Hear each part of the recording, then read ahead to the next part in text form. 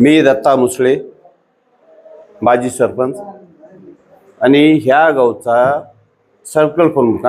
रामभाऊवर अन्याय जे झाला ना, एक पक्षानं त्यांना उमेदवारी दिली आणि त्याच्यानंतर पुन्हा युती केली ह्यांच्या स्वार्थासाठी. ते आता आमच्या गावाले सगळे हे करू की आता आमच्या रामभाऊला सगळं गावाले पाठिंबा देणार आहेत. आता माझं नाव विश्वनाथ गोविंदराव पोले, राहणार सुमटाणा. आम्ही एक सामान्य शेतकरी आहोत. आता जिल्हा परिषदची निवडणूक लागली आहे. त्याच्यामध्ये आता त्या दानदांडगेनं गणेश हाके, बाबासाहेब पाटील ह्याने त्याची युती केली, BJP आणि राष्ट्रवादी. रामभाऊला अगोदर तिकीट देतो म्हणले राष्ट्रवादीचं, पुन्हा त्यांची युती झाली. आता ते घराणेशाही त्याची चालू झाली. रामभाऊला दिलं वाऱ्यावर सोडून यांनी.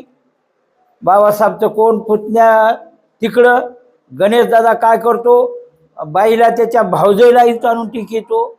म्हणजे हे चुकीचं आहे सारं. आता आमची जनता, हटकर समाज, वंजारी समाज, पूर्ण आमच्या गावातले 80 ते 90% रामभाऊच्या मागे राहणार होता. आम्ही कोण यायचं नाही, गावात जायचं नाही, आणि कोणी आला तर मी त्याला ठाम सांगणार, तुम्ही आमच्या गावात येऊ नका. रमेश विश्वनाथ मुसळे, सुमठाणा. पंचायत समिती जिल्हा परिषद निवडणूक लागलेली आहे.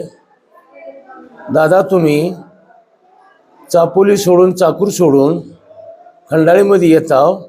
दादा, चूक आहे. दादा, ओबीसीची जागा इथं असताना एवढे रामभाऊ शेनकुड सुमटांचे कार्यकर्ते तुमच्यासोबत राहणारे असून देखील तुम्ही त्यांना वगळून सगळे तुम्ही इकडे जे येताव, तर तुमचं चूक आहे. तुम्ही सुमटाणा, शेनकुड, टाकळगाव, काळेगावची वाडी, वृद्धा इकडे येऊ नये, आमची एवढी विनंती तुम्हाला. हे तुमचं चुकून आलंय की तुम्ही असं नाही करायचं आणि आमच्याकडे यायचं नाही. आम्ही काही होऊ, हटकर वंजारी रामभाऊच्या पाठीमागे राहणार म्हणजे राहणार.